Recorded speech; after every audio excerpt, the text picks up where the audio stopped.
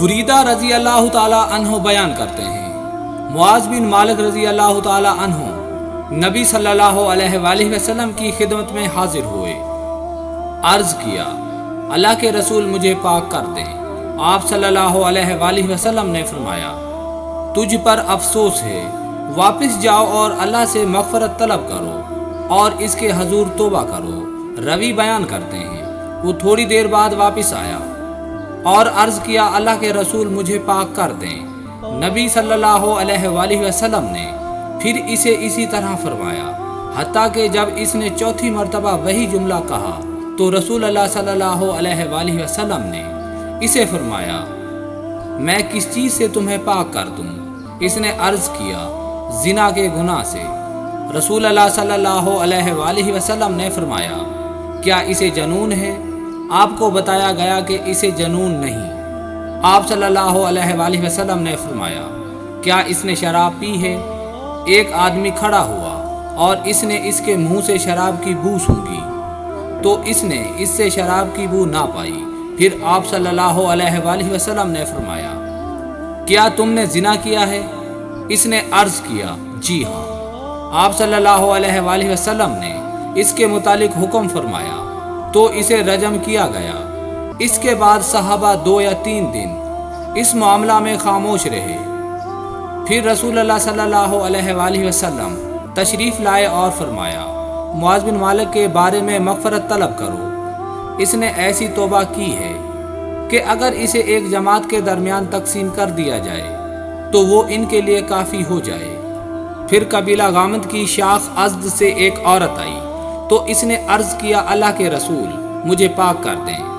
آپ صلی اللہ علیہ وآلہ وسلم نے فرمایا، تجھ پر افسوس ہے، چلی جاؤ، اللہ سے مغفرت طلب کرو اور اللہ کے حضور توبہ کرو۔ اس نے عرض کیا، آپ مجھے ویسے ہی واپس کرنا چاہتے ہیں جیسے آپ نے معاذ بن مالک کو واپس کر دیا تھا، میں تو زنا سے حاملہ ہو چکی ہوں۔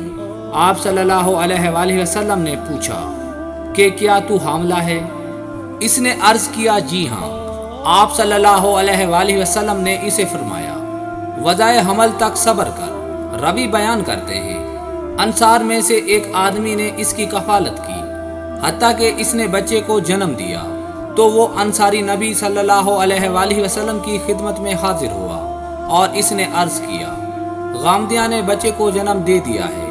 آپ صلی اللہ علیہ وآلہ وسلم نے فرمایا، تب ہم اسے رجم نہیں کریں گے اور ہم اس کے چھوٹے سے بچے کو چھوڑ دیں جبکہ اس کی رضاعت کرنے کا انتظام کرنے والا بھی کوئی نہیں۔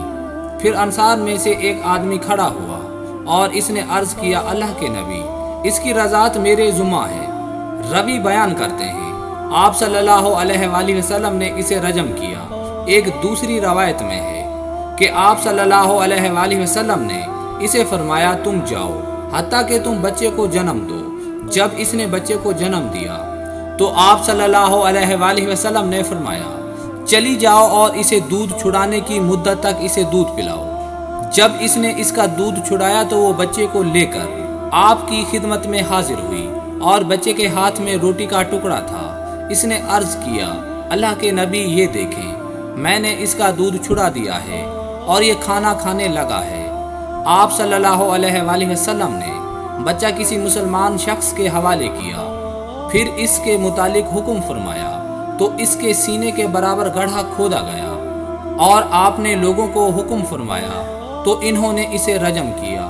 خالد بن ولید رضی اللہ تعالی عنہ ایک پتھر لے کر آئے اور اس کے سر پر مارا، جس سے خون کا چھینٹا ان کے چہرے پر پڑا تو انہوں نے اسے برا بھلا کہا، جس پر نبی صلی اللہ علیہ وآلہ وسلم نے فرمایا، خالد ٹھہرو، اس ذات کی قسم جس کے ہاتھ میں میری جان ہے، اس نے ایسی توبہ کی ہے کہ اگر محصول لینے والا بھی ایسی توبہ کرے تو اس کی بھی مغفرت ہو جائے۔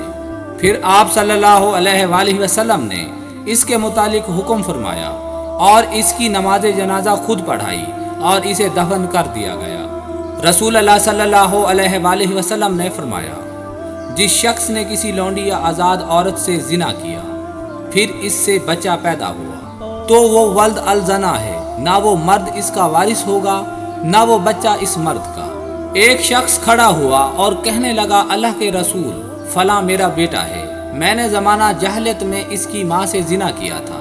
تو رسول اللہ صلی اللہ علیہ وآلہ وسلم نے فرمایا اسلام میں اس طرح کا مطالبہ صحیح نہیں۔ زمانہ جہلت کی بات ختم ہوئی، بچہ صاحب بستر کا ہے اور زانی کے لیے سنگساری ہے۔